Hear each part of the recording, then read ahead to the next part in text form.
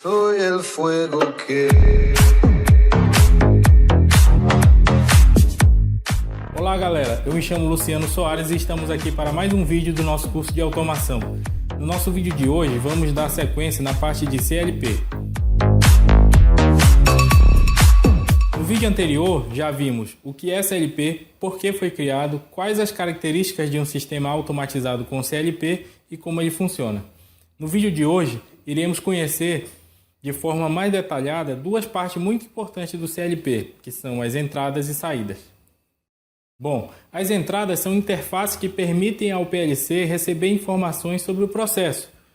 É onde entram os sinais provenientes de botoeiras, contatos de relés, sensores, encoders e todos os tipos de dispositivos usados para monitorar um processo e fornecer retorno de informação ao CLP. As entradas podem ser digitais ou analógicas. Só para a gente entender bem a diferença entre digital e analógica, verifica comigo aqui esse exemplo. Olha só, a gente tem aqui no quadro uma lâmpada. Vamos dizer que essa lâmpada tenha apenas dois estados, ou ela está ligada ou desligada. Ou seja, ou ela está em 1 ou ela está em 0. Ou ela está acesa ou ela está apagada. Só permite essas duas possibilidades. Então, graficamente, se eu for representar isso, eu vou ter este gráfico, onde se ela estiver desligada, vai estar aqui em 0. A partir desse momento, quando eu pressionar o meu interruptor para ligar a lâmpada, ela vai para o nível lógico 1. Ela vai instantaneamente de desligado para ligado. E aí vai permanecer durante o tempo até que eu pressione o interruptor para ela desligar. E ela volta para o nível lógico 0. Então, essa forma aqui é a forma que eu tenho de representar um sinal digital. Agora vamos imaginar a seguinte situação. Vamos acrescentar à minha lâmpada um dimmer. Um dimmer, aquele aparelhozinho que serve para mim variar a intensidade da luz de uma lâmpada. Digamos que eu estou com o meu botão posicionado aqui nesse ponto do dimmer, né? No meu range. Só para a gente reforçar o conceito de range. Range que vem de alcance, né? É a distância entre o máximo e o mínimo valor de algum instrumento. No nosso caso aqui, o range do nosso dimmer é esse espaço entre o desligado e o totalmente ligado, ok? Então vamos lá. Então eu toquei com ele em 0, a minha lâmpada está desligada. Beleza, ok. Agora eu vou passar o meu botão para a posição 1. Eu vou arrastar até essa primeira posição aqui, que é o equivalente a 25% do meu dimmer. O que significa que a minha lâmpada vai acender, mas bem fraquinha, né? Equivalente a 25% da luminosidade total da minha lâmpada. Na sequência eu vou lá e reposiciono esse botão para a posição de 50% do meu dimmer. O que vai acontecer com a minha lâmpada? Vai aumentar a intensidade da luz. Ela vai ficar mais brilhosa, né? Ficar um pouco mais brilhosa. Beleza. Depois eu vou lá e reposiciono o botão do meu dimmer e passo ele para a posição de 75%. Consequentemente, a minha lâmpada vai aumentar mais ainda o brilho, subindo ainda mais a intensidade da luminosidade da minha lâmpada. Até que enfim eu vou lá e reposiciono o botão para a posição ligado, a posição 1, né? O total, o 100% ali do meu dimmer. Então a minha lâmpada vai, consequentemente, ter uma intensidade luminosa maior, né? Ela vai estar com 100% da sua luminosidade. Então, pessoal, o que a gente consegue observar? Se a gente for trazer isso para o gráfico, a gente vai ter mais ou menos isso aqui, ó. Ela estava desligada, em determinado momento eu fui lá e transferi o botão do 0 para o 25. E aí a minha luminosidade subiu. Depois eu fui para 50, ela subiu mais ainda, 75, até chegar no 100. E aí dali eu vou baixando até desligar. Percebam que, diferente da forma de onda que foi criada na digital, a analógica ela tem infinitas possibilidades. Porque mesmo no primeiro movimento que eu fiz de 0 até o 25, ó, ele não vai de forma instantânea. Ele não sai do 0 para o 25 instantaneamente. Ele vai subindo gradativamente. A gente consegue observar no gráfico, ó, que ele vai subindo. E assim até chegar totalmente ligado e depois desligado também.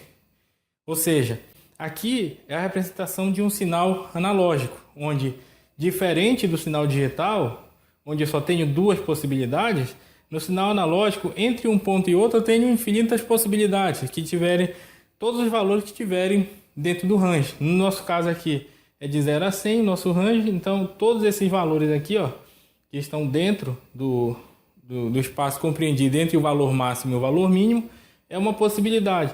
Eu posso pegar o DIM e parar ali um pouquinho antes de 25, enfim, são muitas possibilidades, ok? Essa é a diferença entre um sinal digital e um sinal analógico.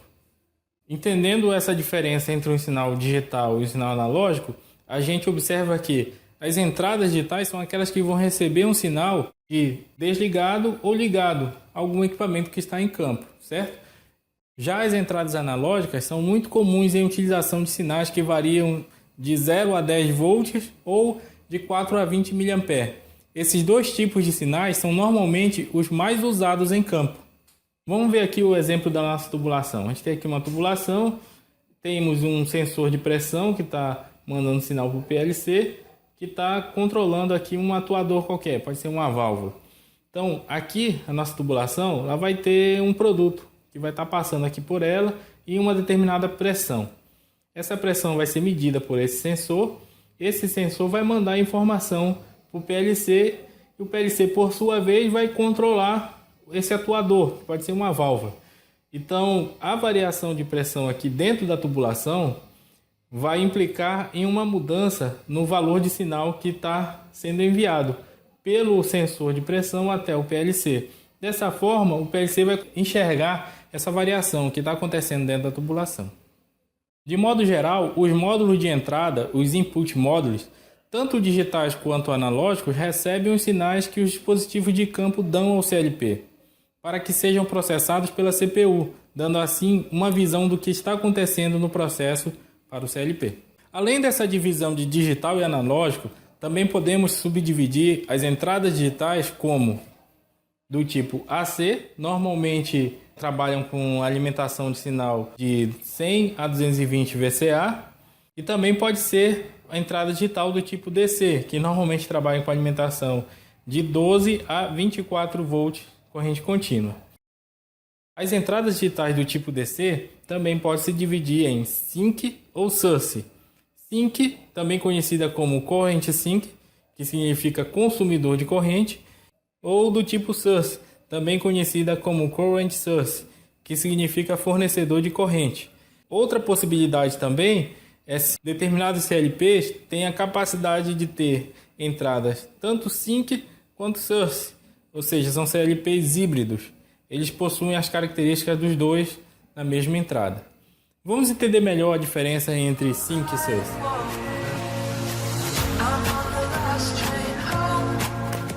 Então vem comigo, olha só. Então a gente tem aqui ó, o nosso CLP, né, para a gente simular aqui nossos tipos de ligação, se é do tipo Sync, saber se a nossa entrada aqui do CLP se ela é do tipo Sync ou do tipo Source.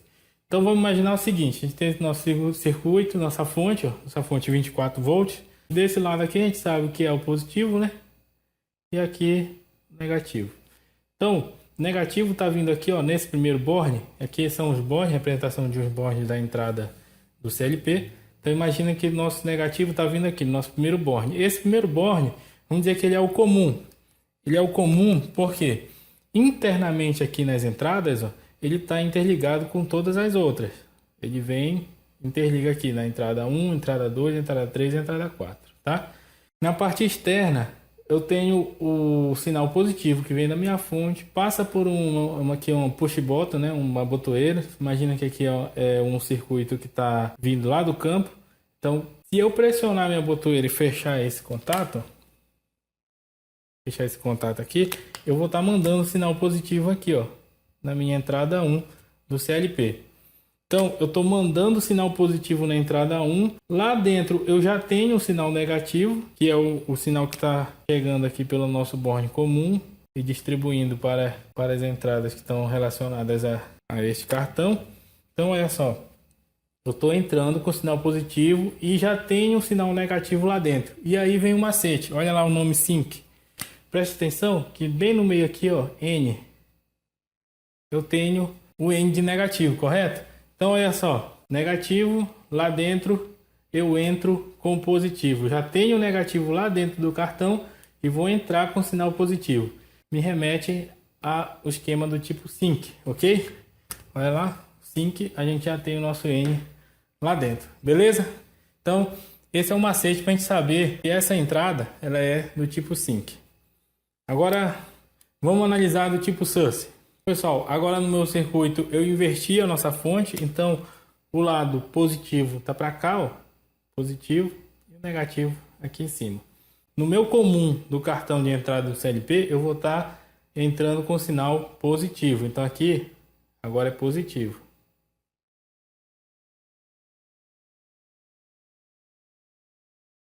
Então eu já vou ter o positivo lá dentro do meu cartão. Aqui, pela minha botoeira, eu vou estar enviando um sinal negativo. Eu vou estar enviando um sinal negativo na entrada do CLP. Se eu estou enviando um sinal negativo e lá dentro já tem um sinal positivo, a minha entrada é do tipo source, beleza? Bom, então pessoal, vamos ver agora as saídas do CLP. As saídas, assim como as entradas, também se dividem em dois tipos. Podem ser digitais e analógicas. As saídas analógicas geralmente são usadas no controle de válvulas, servomotores ou até mesmo inversores de frequência, através de um sinal que pode variar de forma constante entre os valores de 0 a 10 volts, se ela trabalhar com sinal de tensão, ou de 4 a 20 mA, se ela trabalhar com sinal de corrente. Já as saídas digitais são utilizadas para acionar atuadores como lâmpadas, contatoras, válvulas solenoides, motores, entre outros dispositivos que podem ser encontrados basicamente em três tipos. Podem ser do tipo AC.